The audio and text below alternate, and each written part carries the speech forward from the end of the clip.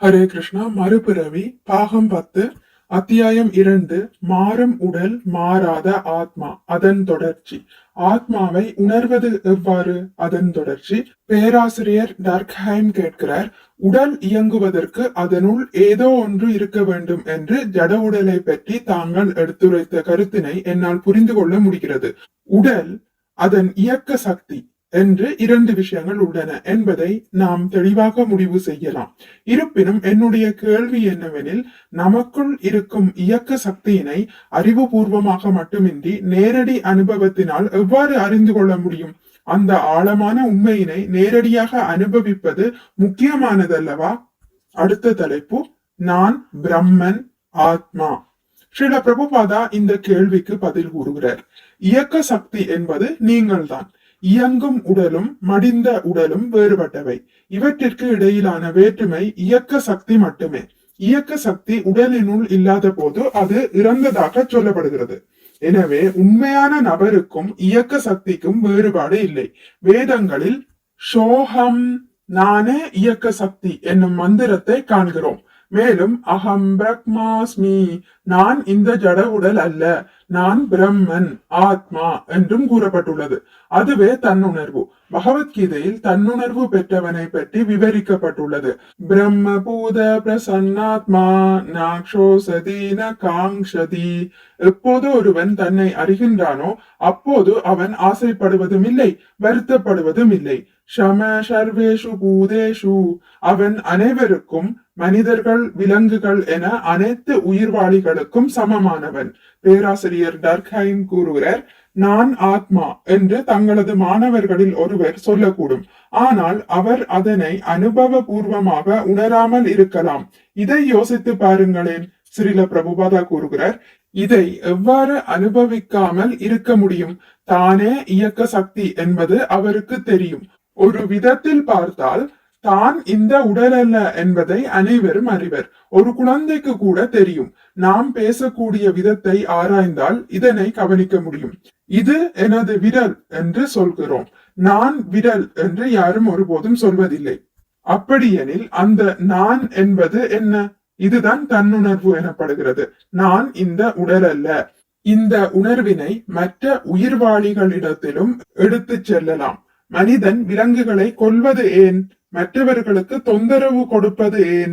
யாரொருவன் தன்னை உணர்ந்துள்ளானோ அவன், இங்கே மற்றொரு ஆத்மா உள்ளது, அவன் வேறு வகையான உடலை பெற்றிருக்கிறான். எனது உடலினுள் இருக்கும் இயக்க சக்தியும் அவனுடைய உடலில் இருக்கும் இயக்க சக்தியும் ஒன்றே என்று உணர முடியும். தன்னை உணர்ந்தவன் மற்ற எல்லா உயிர்வாளிகளையும் சமமாக காண்கிறான். இயக்க சக்தியான ஆத்மா மனிதர்களின் உடலில் மட்டுமின்றி விலங்குகள், பறவைகள், மீன், பூச்சிகள், மரங்கள், செடிகள் என எல்லா உடல்களிலும் இருக்கிறது என்று அவன் அறிவான். அடுத்த தலைப்பு, தற்போதைய வாழ்விலேயே மறுபிறவி. இயக்க சக்தியானது ஆத்மா எனப்படுகிறது. அது இறப்பின் போது ஓர் உடலில் இருந்து மற்றொரு உடலுக்கு மாற்றமடைகிறது. உடல் வேறுபட்டதாக இருக்கலாம், ஆனால் ஆத்மா அப்படியே இருக்கிறது. இந்த உடல் மாற்றத்தை நாம் நமது தற்போதைய வாழ்விலும் காண முடியும்.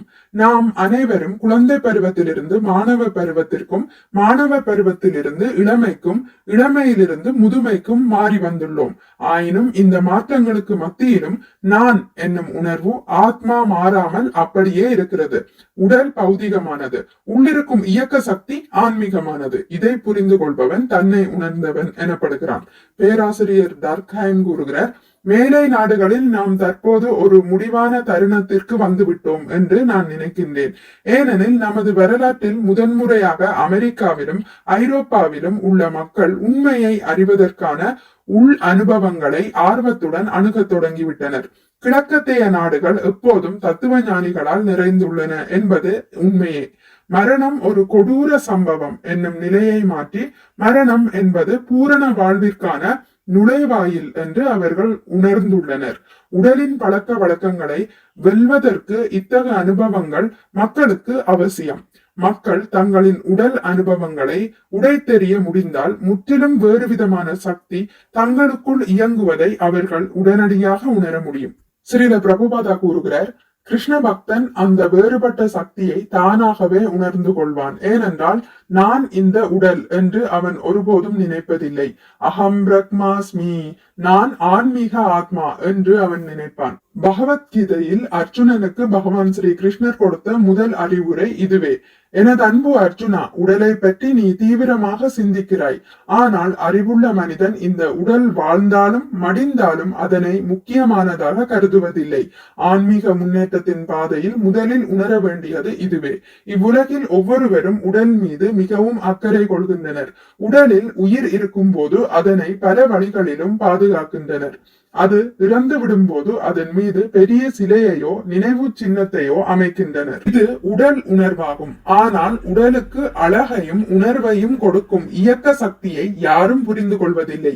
மரணத்தின் போது அந்த இயக்க சக்தி எங்கே சென்றது என்பதை யாரும் அறியார். இதுவே அறியாமை.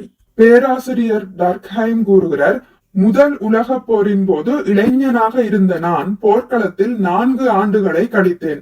எனது படையில் காயமடையாத 2 வீரர்களில் நானும் ஒருவன். போர்க்களத்தில் மரணத்தை மீண்டும் மீண்டும் கண்டுள்ளேன்.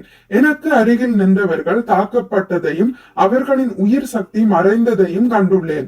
அங்கு மிஞ்சியவை நீங்கள் கூறியபடி உயிரற்ற உடல்களே. ஆனால் மரணம் எனக்கு அருகில் இருந்த போது நானும் மடிய வேண்டி இருக்கும் என்பதை நான் ஏற்றுக்கொண்டேன். எனக்குள் ஏதோ ஒன்று இருப்பதையும் மரணத்திற்கும் அதற்கும் எந்த சம்பந்தமும் இல்லை என்பதையும் நான் உணர்ந்தேன். ஸ்ரீல பிரபுபாதா கூறுகிறார், ஆம், அதுவே தன்னுணர்வு. பேராசிரியர் டர்க்ஹைம் மேலும் கூறுகிறார், அந்த போரின் அனுபவம் என்னை மிகவும் பாதித்தது. அதுவே எனது மனமாற்றத்தின் ஆரம்பம். ஸ்ரீல பிரபுபாதா கூறுகிறார், நாராயண பராசர்வே நாகுதன பிப்யதி என்று வேதங்களில் ஸ்ரீமத் பாகவதம் 6ஆம் காண்டம் 17ஆம் அத்தியாயம் 28ஆம் பதத்தில் கூறப்பட்டுள்ளது. ஒருவன் கடவுளை உணர்ந்தவனாக இருந்தால் அவன் எதற்கும் அஞ்சுவதில்லை. பேராசிரியர் டர்க்ஹைம் கூறுகிறார், தன்னுணர்வு என்பது உள்ளார்ந்த அனுபவத்தின் தொடர் விளைவு என்று நினைக்கிறேன். சரியா? இந்த ஐரோப்பாவில் உள்ள மக்கள் பல்வேறு அனுபவங்களை கடந்து வந்துள்ளனர். போர்க்களம், கான்சென்ட்ரேஷன் கேம்ப், தொடர் வெடிகுண்டு தாக்குதல் என பலவற்றை கடந்துள்ளோம். இதுவே ஐரோப்பாவின் பொக்கிஷம் என நம்புகிறேன்.